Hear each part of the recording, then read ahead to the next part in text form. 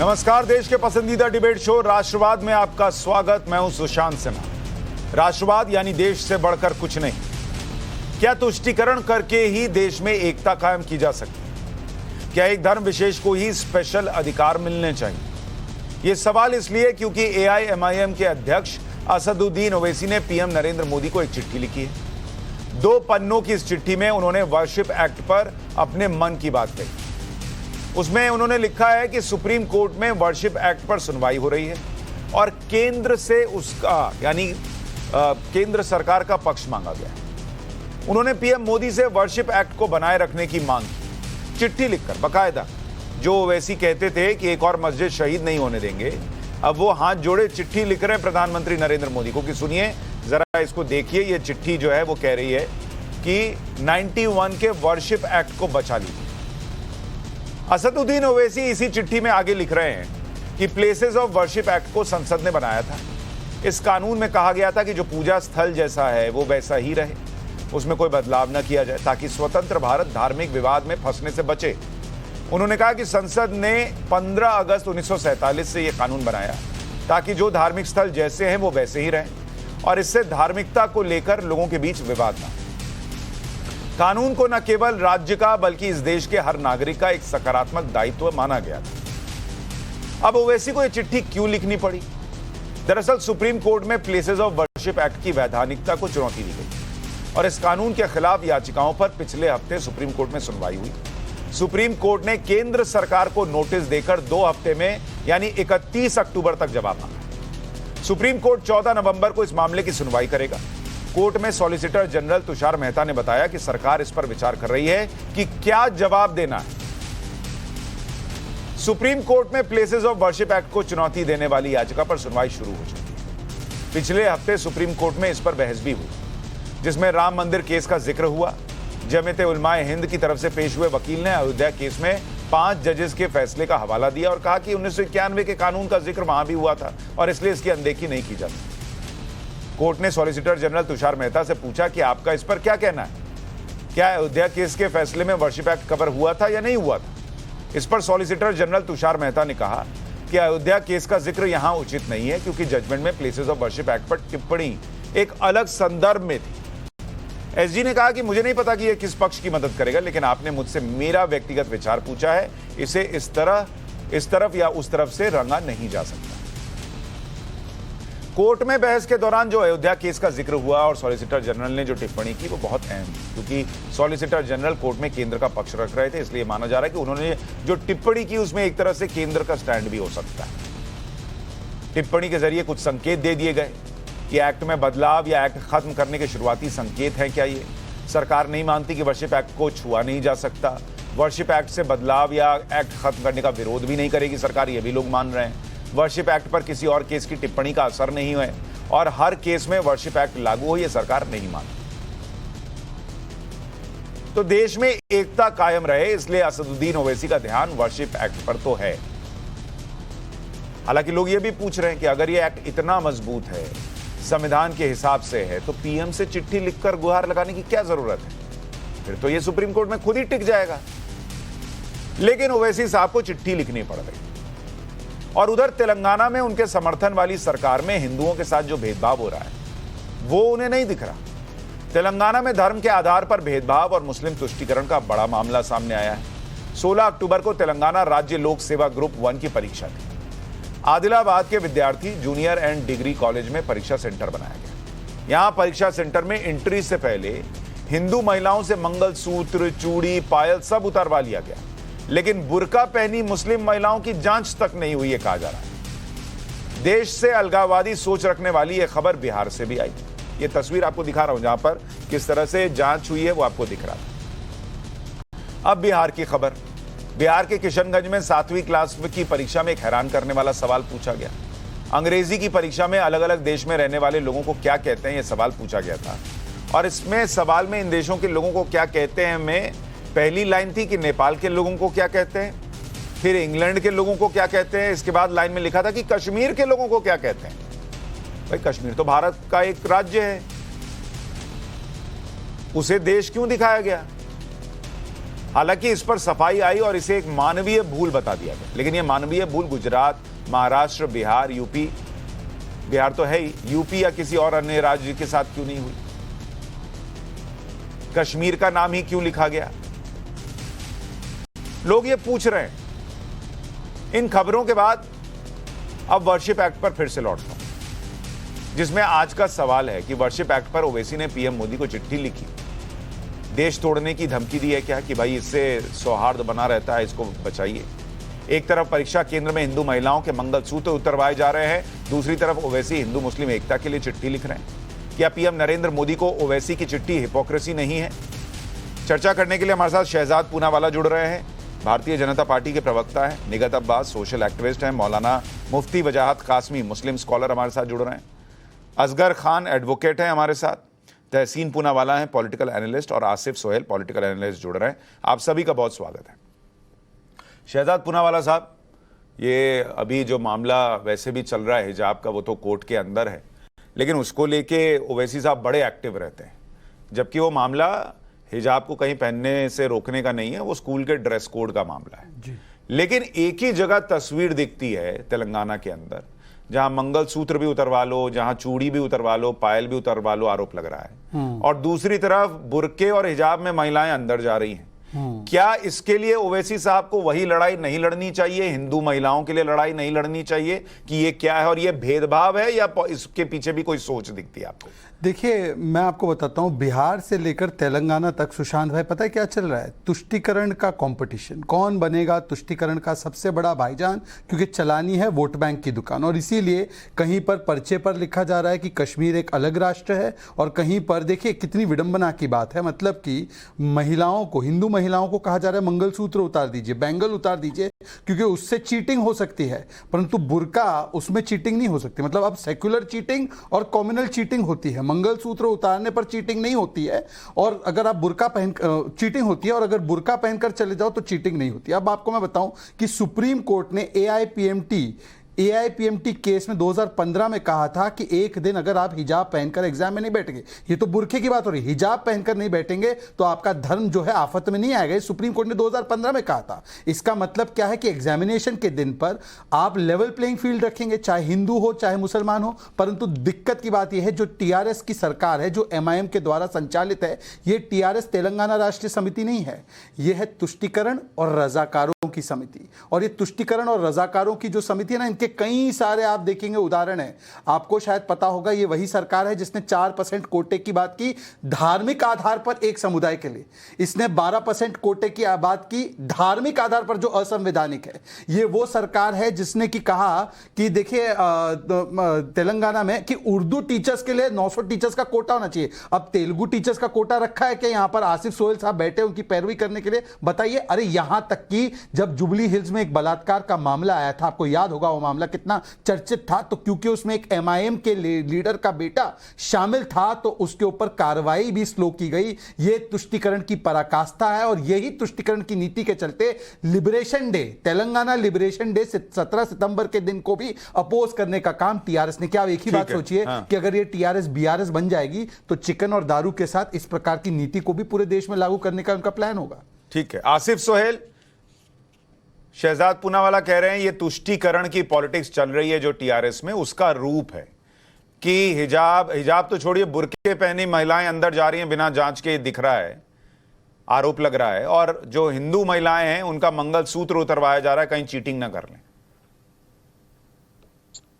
सुशांत भाई, देखिए, जो तुष्टीकरण की राजनीति की बात कर रहे हैं वो ब्रांड एम्बेसडर सावरकर और गोडसे के और नफरत की राजनीति करने वाले हैं, और दूसरी तरफ जो महिला को आप आइडेंटिफाई करके बता रहे हैं बुर्के में, वो स्क्रीनिंग डेस्क से पास हो रही है। पीछे देखिए आप, बाज़ाब्ता हर किसी को और हॉल टिकट के ऊपर क्लियरली मेंशन किया जाता है कि आपको क्या पहनना है क्या नहीं पहनना है। बच्चे अंदर जाकर अपना चेंज करके एग्जाम देते हैं। तो हथियार का होता है ना सर।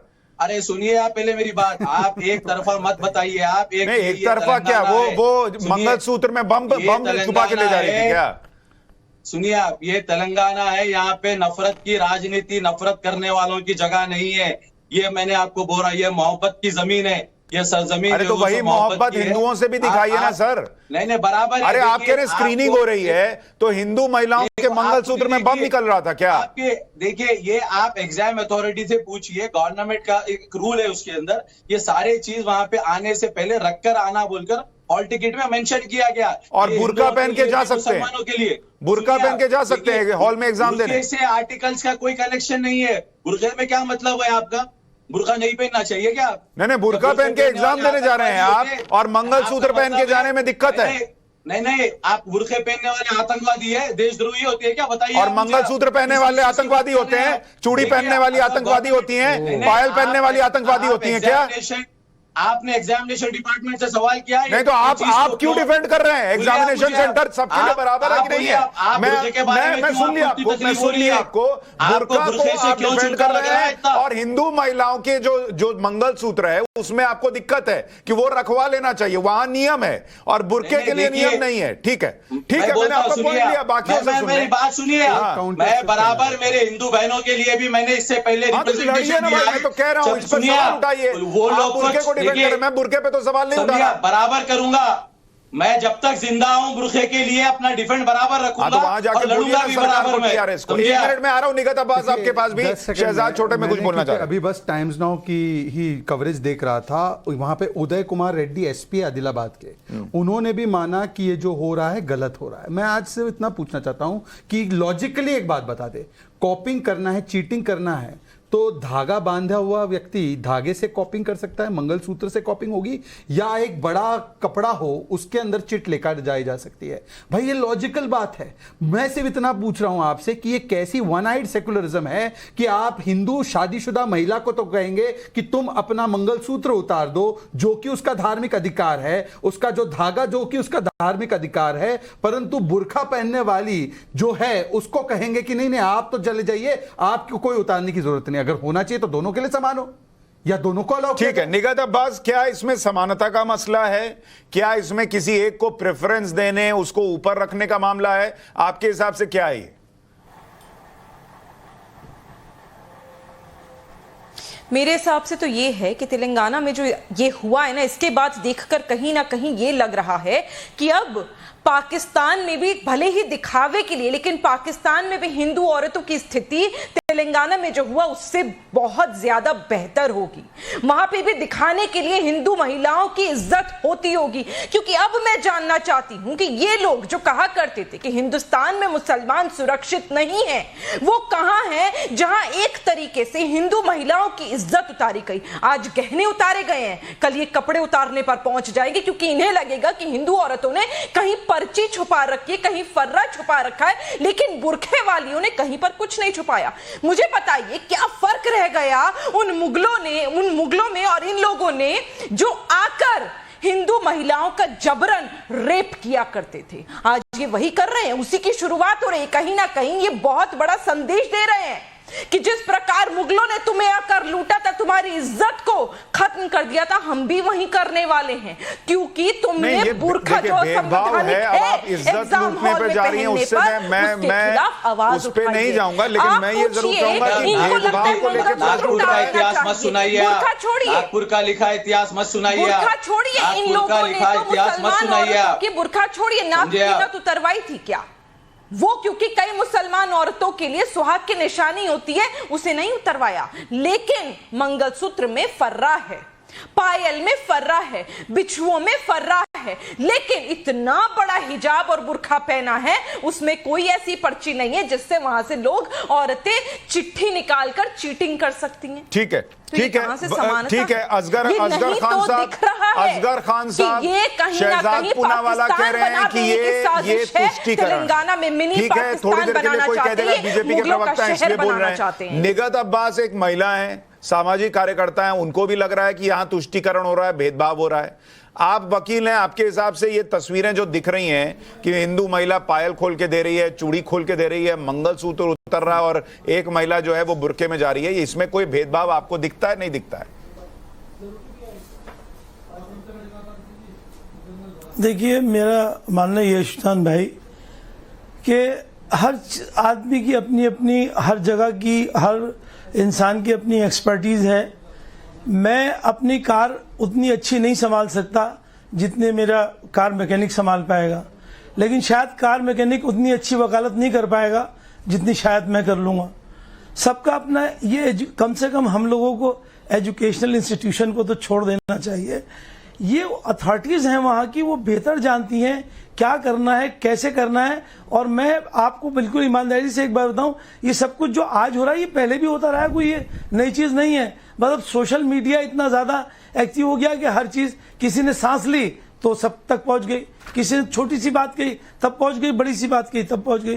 तो ये सारी चीज़ें हैं और वो खमाखा में मुद्दे बन जाते हैं।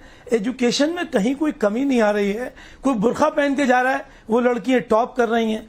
जो क्रिश्चियन स्कार्फ लगा के जा रहे हैं वो टॉप कर रहे हैं। अच्छा, जो सरदार लोग पगड़ी बांध के जा रहे हैं वो टॉप कर रहे हैं। आपके मुस्लिम जवाब का लड़कियां बेस है, जो स्कार्फ लगा के जा रही हैं, नकाब लगा के जा रही हैं, वो सब कुछ कर रही हैं। असगर भाई, आपके जवाब का बेस आपने तैयार किया कि एजुकेशन इंस्टीट्यूट जो हैं उनके ऊपर छोड़ देना चाहिए, वो बेहतर समझते हैं।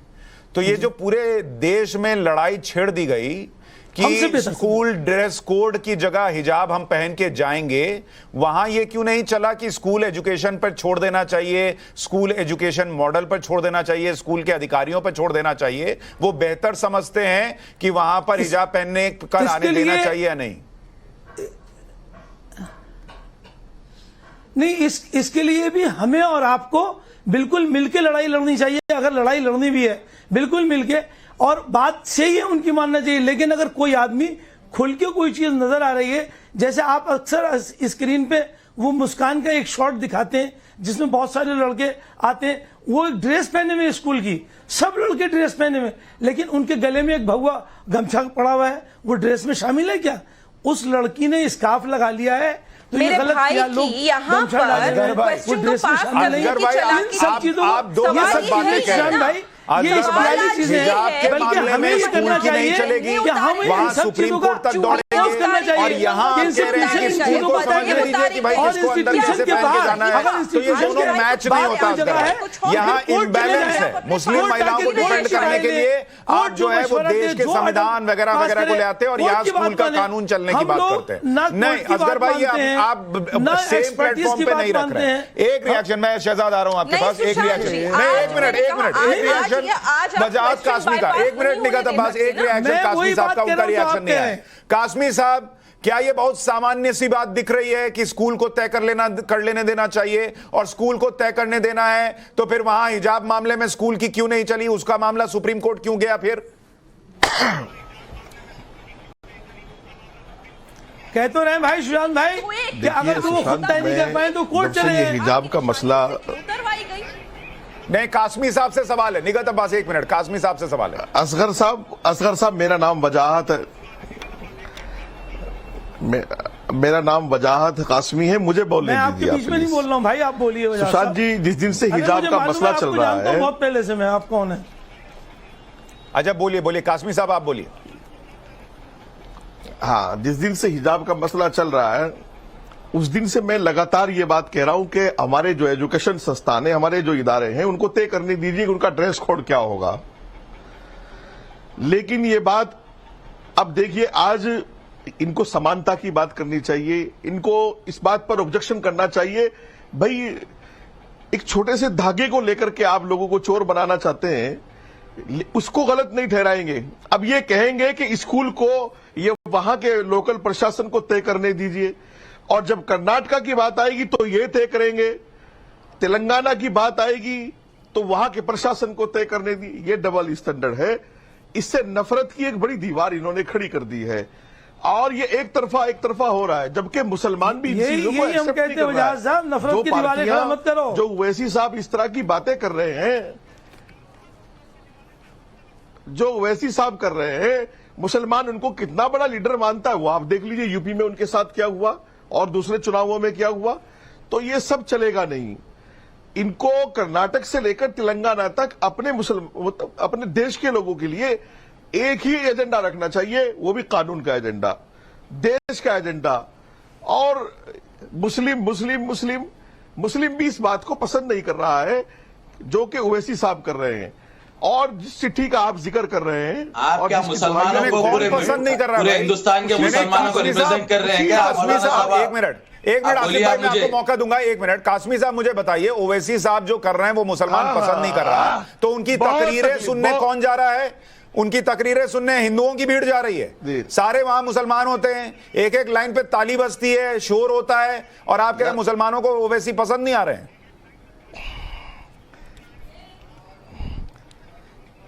अब मेरे भाई सुशांत भाई, मैं अभी एक भालू नचाने लगूं तो 2000 लोग तो उसको देखने आ जाएंगे, बंदर नचाने वालों को भी लोग देखने आते हैं। किस तरह की बातें आप टीवी पर कर रहे हो कि उनको 1 लाख लोग सुनने आते हैं तो 5000 वोट उनको निकलते नहीं है, 1500-1200 वोट, सारी जमानतें और सारा डिपॉजिट उनका जब्त हो जाता है। कहां लीडरशिप है मुसलमानों की उनके पास? तो भीड़ सुनने, तो आपने ये नहीं देखा कि भीड़ सुनने तो न जाने कितने नेताओं को जा रही है। जब वोट की बारी आती है, जब उनको अपना नेता मानने की, कायद मानने की बारी आती है, तो उनके बक्से खाली हैं। ठीक है, ठीक है, मुझे ये और यही बताइए, नफरत उनका ठीक एजेंडा है रहेगा शहजाद तो पूनावाला, मेरे ख्याल में फिर हैदराबाद में भी क्या ये खत्म हो ओवैसी जाएगी। जो कर रहे हैं, कह रहे हैं, उसका इंपैक्ट नहीं पड़ता? पहला प्रश्न ये है। और दूसरा कि कर्नाटक में अगर स्कूल अथॉरिटी कुछ निर्णय लेगी तो वो सुप्रीम कोर्ट में चैलेंज चला जाएगा, और यहां पर स्कूल अथॉरिटी के हिसाब से तय कर लेने दीजिए, ये तो सालों से चला रहा है। देखिए, यहाँ पे दोहरे मापदंड की किस प्रकार का परिचय दिया जा रहा है। देखिए, जब एक फैसला कर्नाटक की स्कूल ने लिया और वहाँ के प्रशासन ने लिया कि देखिए केवल यूनिफॉर्म चलेगा, और ये बरसों से चला हुआ दस्तूर था, वहाँ पर कोई भी बच्चा क्लासरूम में क्लास चलते हुए बच्चियों की क्लास में कोई हिजाब पहनने का कोई चलन नहीं था, ये प्रूव हो चुका है फैक्ट्स में। तब भी उनको ये कहना है कि देखिए नहीं, क्लासरूम के भीतर क्लासरूम चलती है तब हिजाब पहना जाएगा, जबकि महाराष्ट्र में जहाँ पे उनकी सरकार थी एमबीए की, वहाँ पर ऐसा कोई रूल नहीं था, वहाँ पर केवल यूनिफॉर्म, तो वहाँ पर विरोध किया। अब देखिए दूसरे इनका दोहरा एक चीज बस मैं और जोड़ दूं दर्शकों के लिए, जहां कर्नाटक में जिस स्कूल में विवाद हुआ, उसी स्कूल के प्रिंसिपल ने कहा कि अभी कुछ साल पहले और कुछ महीने पहले तक भी यह तमाशा नहीं होता था कि हमको हिजाब ही पहन के जाना है। अभी जाकर पीएफआई ने आग लगाई और उसके बाद हंगामा शुरू हुआ कि हम बिना हिजाब के नहीं जाएंगे। ये वहां के प्रिंसिपल का बयान है जो हमने दिखाया था। अब बात पूरी। अब देखिए दूसरी बात मैं इसका जवाब दूंगा सुशांत भाई। आपको मौका समय पे बोलेंगे, थोड़ा सा इसको थोड़ा व्यापक कीजिए। देखिए इनका दोहरा मापदंड ना, और ये बात सही है, अगर कार मैकेनिक है तो उसी को कार बैठानी चाहिए, अगर पंचर वाला है तो उसको राजनीति नहीं करनी चाहिए, पंचर वाले को पंचर बिठाना चाहिए। राजनीतिक व्यक्ति को कोई समझा सोचा सीखा हुआ व्यक्ति होना चाहिए। देखिए कैसे कहते हैं, ये वही मंडली है जो हिंदू टेरर कहने के लिए पहले एकदम प्रथम पंक्ति में आ जाएंगे, परंतु जब हम कहेंगे कि कश्मीर में जो हुआ उसको इस्लामिक जिहाद बोलो तो वो नहीं बोलते आतंकवाद का कोई धर्म नहीं होता। अब आ जाइए इस मामले पर, यहां पर बोलेंगे बुर्खा तो पहनकर जाना एग्जाम में अलाउड होना चाहिए, और यह फैसला वहां की तेलंगाना की सरकार के प्रशासन ने लिया है। ये कोई एजुकेशनल इंस्टीट्यूट ने नहीं ये करना कि सारे जो स्टूडेंट्स को समान पटल पर आना है, ये वहां की सरकार और प्रशासन का फैसला होना चाहिए था। परंतु तुष्टीकरण की नीति इस प्रकार से है, उर्दू टीचर के लिए कोटा होता है, ऐसे तो लैंग्वेज करते हैं। बताइए तेलुगु सिखाने वाले टीचर के लिए कौन सा कोटा है आंध्र प्रदेश तेलंगाना में, बताइए मुझे, वहां से जो व्यक्ति है। दूसरी बात, तुष्टीकरण की नीति तो इस प्रकार से है, सर्जिकल स्ट्राइक और बालाकोट एयर स्ट्राइक पर भी, क्योंकि एक 12% वोट बैंक को खुश करना है ऐसा लगता है उन्हें, उस पर भी सवाल उठाए गए। और तीसरी बात बताइए ना कि तेलंगाना लिबरेशन डे, अच्छा चलिए आप सावरकर जी को नहीं मानते, हालांकि इंदिरा गांधी मानती थी, सरदार पटेल ने लिबरेट करवाया तेलंगाना को, हैदराबाद को। तेलंगाना लिबरेशन डे से क्या आपत्ति थी, उसका भी विरोध किया। मतलब कि तुष्टीकरण किस प्रकार से फैल चुकी है। आसिफ सोहेल जवाब दें। करप्शन फर्स्ट और तुष्टीकरण फर्स्ट की नीति पर चलने वाली वहां की सरकार। आसिफ सोहेल जवाब दीजिए। ठीक है, देखिए हमारी माँ बहनों को फख्र है उनके बुर्खा पहनने पे, और वो कोई रोक नहीं सकता। और दूसरी चीज हमारे, सुनिए आप पहले बात मेरी, यहाँ के सुनिए आप, हमारे अपना मंगलसूत्र पहनने में फख्र नहीं होता। सुनिए आप, धागा पहनने में हमारे, होता। अब आप बात इन्हीं को करने दीजिए। फिर आप पार्क में पहनिए, आप सिनेमा हॉल में पहनिए, आप जहां मैं बोलता हूं, मार्केट में पहनिए। अरे आप कौन है बोलने वाले भाई? आप है कौन बोलने वाले, किसको क्या पहनना है? दूसरी चीज, हमारे सुनिए, हमारे हिंदू बहनों के लिए, माओं के लिए मैंने खुद पर्सनल रिप्रेजेंटेशन गवर्नमेंट को दिया था कि उनके मंगलसूत्र, धागे और चप्पल, इवन चप्पल को उतार के एग्जाम में जाना पड़ेगा। तो मैंने खुद पर्सनल दिया है गवर्नमेंट को, इसके ऊपर विचारधारा करे और ये जो सिस्टम है उसको चेंज करे बोल के। सुनिए आप, अच्छा एक मिनट आसिफ भाई एक सेकंड, मेरा एक छोटा सा बस प्रश्न है।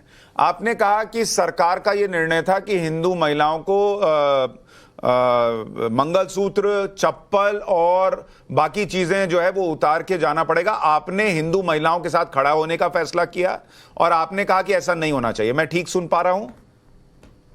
देखिए, हिंदू महिलाएं हो या पुरुष हो, सभी के लिए मैंने रिप्रेजेंटेशन दिया। हमारी एक यहाँ पे संगठन है तेलंगाना की पेरेंट्स एसोसिएशन जो उसके जानिब से हमने गवर्नमेंट को रिप्रेजेंटेशन दिया है इसको लेकर। इसमें गवर्नमेंट इसके ऊपर विचारधारा करेगी और ये चीज को चेंज करना चाहिए। प्रश्न सुन लीजिए, इसका मतलब आप स्वीकार कर रहे हैं कि तेलंगाना की सरकार हिंदू महिलाओं का मंगलसूत्र उतारना, चप्पल तक उतारने का नियम लाई। आप हिंदुओं के लिए लड़े, लेकिन वहां वो सरकार है जो हिंदू महिलाओं का मंगलसूत्र भी उतारने का निर्णय लाई, चप्पल उतारने का भी निर्णय लाई। आप स्वीकार कर रहे हैं?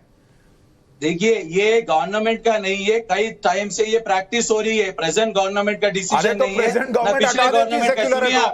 सुनिए आप, ये पहले से कई डिकेड से ये एक प्रैक्टिस चलते हुए आ रही है। एग्जामिनेशन में हर किसी को अपनी चप्पल छोड़ के जाना पड़ेगा, घड़ी छोड़ना पड़ेगा। तो आप ही लोग की सरकार रही सर, कहां से पकड़ के टीएसपीएससी जब से बना है आप खुद मान रहे हैं कि सरकार हिंदुओं के साथ भेदभाव कर रही है। आप हिंदुओं के लिए लड़ रहे हैं और सरकार हिंदुओं के चप्पल उतरवा रही है। आप बताइए, चप्पल में फर्रा रहेगा क्या?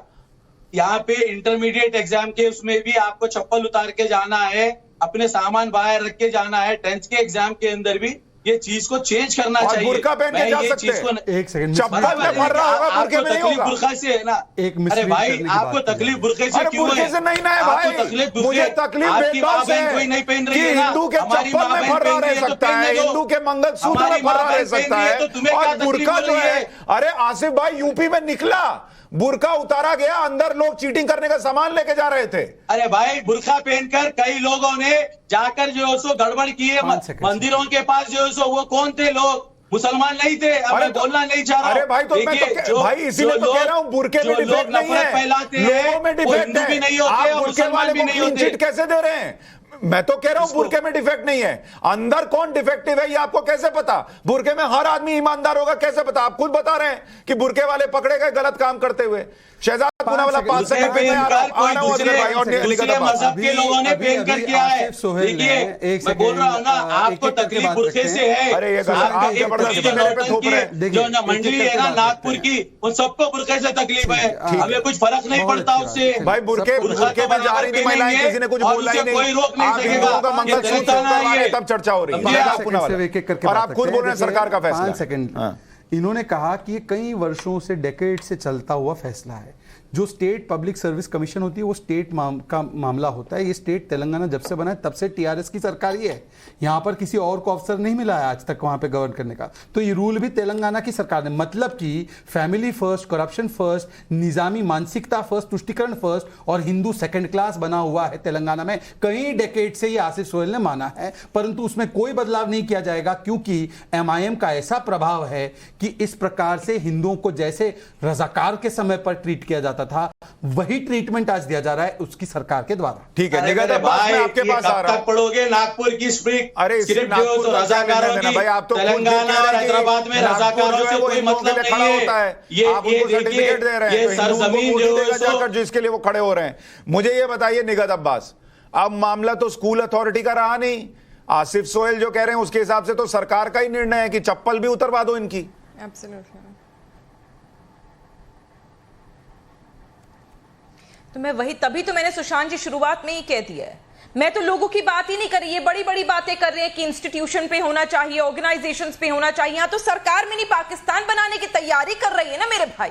तेलंगाना में आप पाकिस्तान बसाना चाहते हैं और तभी छोड़ो, मैं तो कह ही नहीं कुछ। शहजाद ने बिल्कुल बात सही करी कि यहाँ बिहार से लेकर यहाँ तेलंगाना तक साजिश हो रही है। वहां बिहार में एक बच्ची, नहीं प्लीज मैं किसी के बीच में नहीं बोली। अगर आप मेरी बात से इतना डरते हैं ना तो फिर मैं इसका कुछ इलाज नहीं कर सकती। मेरी बात का जवाब दीजिएगा। बिहार में वहां एक बच्ची को सिवाय अल्लाह के किसी से नहीं डरता हूं, समझे आप? मैं किसी से डरता नहीं हूं। आप पहले जान ले आप वो बात को। सुशांत जी मना कर दिया बुर्खा उतारने के लिए, चेकिंग कराने के लिए, और वो चली गई अपने घर पर, एग्जाम नहीं दिया। ये हश्र बना रखा है कि यहाँ के पुरुषों ने बच्चियों का, ये लोग जबरन बुर्खा पहनाना चाहते। वो बच्ची जानती थी कि अगर बुर्खा उतार दूंगी तो घर जाकर मार पड़ेगी, अगर बुर्खा उतार दूंगी तो मेरे यहां पर बदनामी हो जाएगी कि ये बच्ची बिना बुरखे के है, उसको एग्जाम देना जरूरी नहीं लगा, उसे ये जरूरी लगा कि एग्जाम जाए भाड़ में, फेल होती हूं हो जाऊं लेकिन अपना बुरखा नहीं उतारूं, जबकि सिर्फ चेकिंग करनी थी।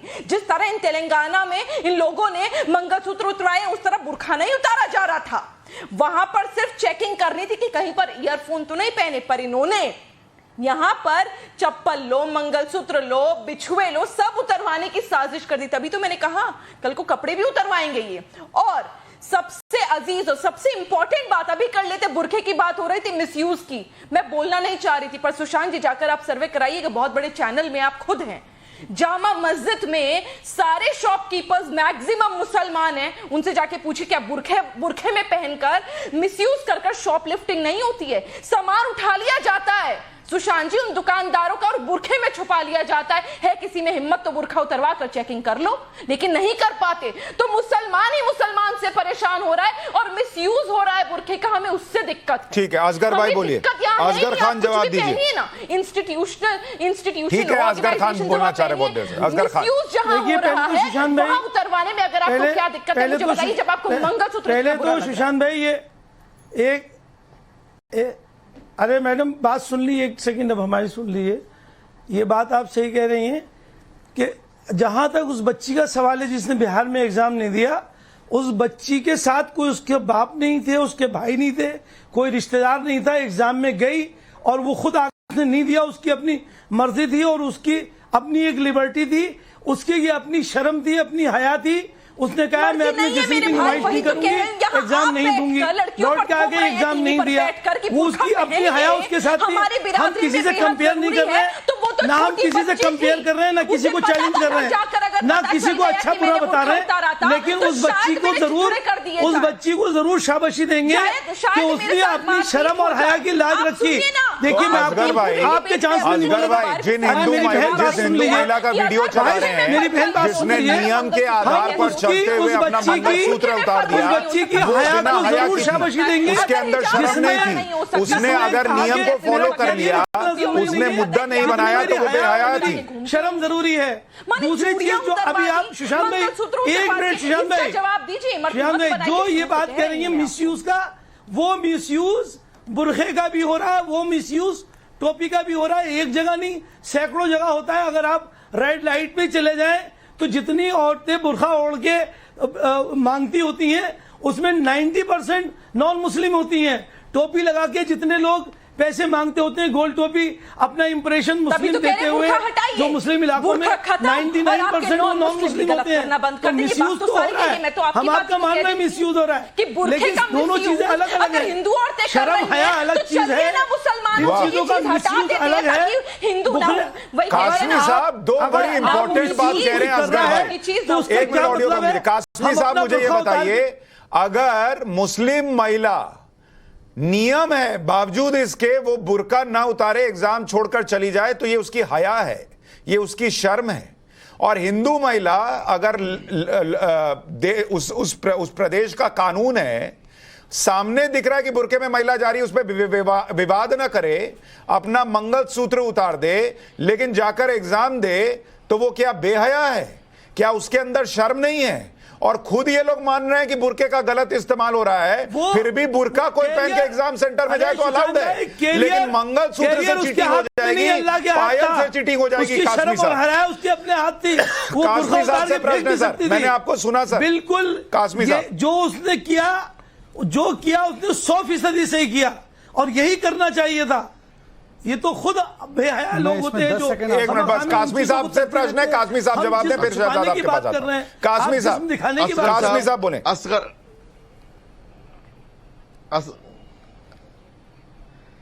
असगर साहब मैं बोल लूं अगर आपकी इजाजत हो? हाँ है, बोलिए बोलिए। देखिए मंगलसूत्र के बारे में सुशांत भाई, मंगलसूत्र एक ऐसी चीज है, हम थोड़ा ना उसको, मंगलसूत्र एक ऐसी चीज है कि आप देखिएगा कि उसमें किसी चीज को छुपाया नहीं जा सकता, किसी चीज को दबाया नहीं जा सकता, और मंगलसूत्र एक वाज़ेह चीज है। लेकिन मुझे समझ नहीं आ रही है कि ये मंगलसूत्र निकलवाने की नौबत क्यों आई है, क्या मानसिकता है। मैं इसी को लेकर के, मेरे लिए ये चीज हैरान कुन है वो प्रशासन का है फैसला, ये स्कूल का है या इस स्टेट की सरकार का है, मुझे नहीं पता, जिसका भी है। लेकिन इंतहाई पागलपन और मानसिकता की, ये समझ लीजिएगा उनकी शैतानी मानसिकता की हद है कि वो इस तरह की चीजें ला रहे हैं। अगर असगर साहब जैसे हमारे जो पढ़े लिखे लोग हैं वो ये कहेंगे कि हमारी जो बच्ची बुर्का पहन के वापस चली गई है सिर्फ बुर्के के लिए, उसको हम बाहया कहेंगे। लेकिन साथ साथ ये उस बात को अप्रिशिएट करने को बिल्कुल तैयार नहीं होंगे कि वो बच्ची ने मंगलसूत्र उतारा लेकिन उसने तालीम को फर्स्ट रखा, उसने कानून को माना, उसने स्कूल के सामने कोई धरना प्रदर्शन नहीं लगाया, उसने सरकार को गालियां नहीं दी। ये तो मैं और आप उनकी आवाज उठा रहे हैं। तो इन्होंने ये मानसिकता बाकायदा पैदा की है। अब ये देखिएगा कि जब कर्नाटक हिजाब का मसला चला, मैंने एक बात, अरे ये अच्छे घरों की है, खानदानों की। असगर साहब प्लीज चुप रहिएगा। उनकी बात खत्म हो फिर शहजाद को भी बोलिए। ये सब अच्छे खानदानों की बस खत्म होने वाला है। मानसिकता है। किसी भी मुस्लिम अच्छे खानदान में चले जाइए, यही मानसिकता मिलेगी। मैं आपके खानदान की शहजाद पूनावाला, शहजाद पूनावाला, ये बार बार कह रहे शर्म हया इन्होंने मेंटेन किया है। जो निखत जरीन है, देखिए एक सेकंड सर, एक सेकंड, निखत जरीन का नाम सुना है क्या असगर खान? निखत जरीन बेहया है या बुरे परिवार से? वो भारत का मैंने पहले कहा मैं किसी को चैलेंज नहीं कर रहा। मुंह बंद करके सुन लीजिए पूरा। आप असगर खान मुंह बंद करके सुनेंगे। मैंने आपके बीच में नहीं बोला है। अब आप सुन लीजिए, अब आप सुन लीजिए, मुंह बंद करके सुन लीजिए। वैसे शर्म, आप सवाल कर रहे हो इसलिए जवाब दे रहा हूं। बिल्कुल सही आप मुझसे सवाल कर रहे हो, यूं बोल रहा हूं। मुझे बताइए कि निखत जरीन क्या बेहया है क्या? दूसरी बात, ये शरिया कानून जिसकी वकालत आप कर रहे हैं ना, शर्म हया की, उसके मैंने कहा मैं किसी को चैलेंज नहीं कर, कान खोल के सुनिए, अपने कानों का मैल निकालिए। मैं आपको अच्छी तरह जानता हूं, अपने कानों का मैल निकालिए, इस्तेयाली बातें मत करिए। मैं देखिए, एक तो मैंने इनसे पूछा निकत जरीन क्या बेहया है, दूसरी बात जो ये शरिया के नाम पर हया और शर्म तय करते हैं, तो जिस कॉन्सेप्ट और फेस के साथ ये खुद बैठे असगर खान साहब, बिना दाढ़ी के, बिना टोपी के, और टीवी पे आना तो बिल्कुल हराम है शरिया के हिसाब से। तो सबसे बेहया और सबसे बेशर्म तो असगर खान खुद है, क्योंकि एक प्रैक्टिसिंग मुस्लिम के लिए शरिया का पूरा अगर पालन किया जाए तो बिना दाढ़ी के, बिना टोपी के टीवी पे आना ये तो बिल्कुल हराम है। तीसरी बात मैं बोलना चाहता हूं, देखिए संदेश क्या है, ये वही टीआरएस की सरकार है जिसने विनायक चतुर्थी के ऊपर भी प्रतिबंध लगाया था। ये टीआरएस का आज फुल फॉर्म अलग हो गया है, तुष्टिकरण राष्ट्रीय समिति भी नहीं है ये तो तालिबानी रजाकारों की समिति है। जैसे तालिबानी मानसिकता के लोग अफगानिस्तान में, पाकिस्तान में हिंदुओं को प्रताड़ित करने के लिए, एक संदेश भेजने के लिए कि तुम एक धर्म से हो, तुम एक काफिर माने जाते हो, तुम इस प्रकार से आएंगे और अगर आप बुरखे में होंगे तभी आपको अधिकार मिलेगा, ये तरीका का संदेश अगर तेलंगाना से दिया जा रहा है तो ये बहुत ही दुर्भाग्यपूर्ण है और बहुत ही डरावना एक सिचुएशन। ठीक है, अब असगर खान आप जवाब दीजिए, फिर आसिफ सोहेल आपके पास आऊंगा। असगर खान, देखिए, मैं ये तो जो बात कर रहे हैं शहजाद, मेरी बात सुन ली, बिल्कुल जाहिलाना बातें हैं ये करना, और अपना कान खोल के पहले बात सुन लिया करें। अच्छा। जो शुरू से मेरी आप रिकॉर्डिंग वापस करके देख लीजिए आप, मैंने अपनी बात यहीं से कही थी कि जिस बच्ची ने ये किया हम उसको शाबाशी देते हैं, लेकिन हम किसी को चैलेंज नहीं कर रहे। मैंने रिपीटेडली कहा हम किसी को बुरा नहीं कह रहे हैं। अगर कोई कुछ कर रहा है, आप क्यों जरीन का नाम ले रहे हैं? जाहिल इंसान, देश के लिए मेडल जीतने वाली क्या है? जरीन का किसी का नाम क्यों ले रहे हैं? किसी का नाम? बेवकूफ इंसान, कहां से आए चले पढ़ के? मतलब कि जो चाहते हो को मुल्क में बर्बादी रहे, ये चाहते हो को मुल्क बर्बाद होता है, भीख की कुर्सी लेके बैठे हो वहां पे, ये बातें करने किसी के इशारों पे बातें कर रहा हूं, इनके हिसाब से जहालत की बातें किसी के इशारों पे कर रहा हूं ना। नहीं असगर भाई, कुर्सी नीचे से लिखी क्या है इसमें? आप उनको बेवकूफ कह रहे हैं, जाहिल कह रहे हैं, किसी चीज की जरूरत नहीं है। प्रश्न जो बात कहेंगे इंसाफ की बात कहेंगे, सही बात कहेंगे, सच बात कहेंगे। तो तुम जो गुलामी करते हो जिनकी कुर्सियों के लिए, हम वो नहीं करते, और क्या करवाते हो वो भी हमें मालूम है। अब जो करवा रहा है वो हमें सब पता है, और जो कर रहा हो जिनके इशारों पे यहाँ बोलते हो वो भी हमें पता है। तुम्हारे लिए जिस कुर्सी के लिए तुम यहाँ बैठ के उल्टी सीधी बातें करते हो, हमारे पास वो कुर्सी नहीं है, हम अपनी कुर्सी पे बैठते हैं। भड़कना नहीं है, इतना आपा नहीं खोना है। 10 सेकंड आप अरे मैं समझ गया आपकी बात, जो आप कहना चाह रहा हूँ, मुझसे वो लैंग्वेज मत बुलवाओ। ठीक है, अच्छी लैंग्वेज में पूछता हूँ। आप मुझे बताइए कि शरिया के हिसाब से दाढ़ी रखना जरूरी है या नहीं? आपकी शर्म आप मुझे कहना चाह रहे हो तुम मुसलमान हो नहीं हो? अरे तुम खुद मुसलमान हो नहीं हो यार? अपने लिए अलग आप मुसलमान, नियम पहले कायदा, बताओ मुसलमान हो नहीं दूसरों हो? के लिए अलग नियम एक कायदा। बात बता दो, तुम निखत मुसलमान हो नहीं हो? जरीन पहले जैसी बताओ। इतनी होनहार मुझे हमारे बताओ, देश तुम की मुसलमान हो गौरव, नहीं हो? हिंदू मुस्लिम अरे क्या बताओ भाई यार, देश का गौरव फिर तुम बढ़ाने जाहिलाना वाली, बात उसको कर रहे कह रहे हो, कि किसी बेवकूफ का भी इंसान। नाम मत लो। पहले बताओ और फिर मुसलमान हो नहीं हो? सरकार की बात। अरे तुम मुसलमान हो नहीं हो, पहले ये बताओ मुझे। एजेंसी है क्या? ये अभी आप वकील से अरे भाई, certifying असगर मैं agency- खान तुम्हें साहब, बहुत वो सारी मुसलमान हदीसें हैं, पढ़ दूंगा, लेकिन वो जिसमें जबरदस्ती पहले खुद बुरखे अमल को करो, डिफेंड भी नहीं कर रहे फिर ना। किसी को कह सकते हो। वो ये तो फर्क है। तुम्हारा सवाल है। आसिफ सोहेल, पहले आसिफ बच्चे सोहेल, दाढ़ी रख के आओ जाके। सवाल ये फिर तेलंगाना जहालत की बातें सरकार करना। पर उठ रहा है। अरे अगर आप इन खुद सब कह रहे टॉपिक हैं पे कि वो बात करनी चप्पल है उतरवाने तो अलग और से आके वगैरह कभी वगैरह का मुझसे जो बात करो। प्रावधान है, आप तुम्हें उसके बहुत लिए करीब से लड़े। जानता हूं मैं। बावजूद उसके अगर ये दिखता है कि हिंदू महिला का अगर मंगलसूत्र उतरवाया जाए और बुरके में महिला जाए तो उस सरकार से सवाल क्यों ना पूछा जाए? ओवैसी साहब कहां हैं? वो क्यों नहीं लड़ते? उनके तो दोस्त हैं।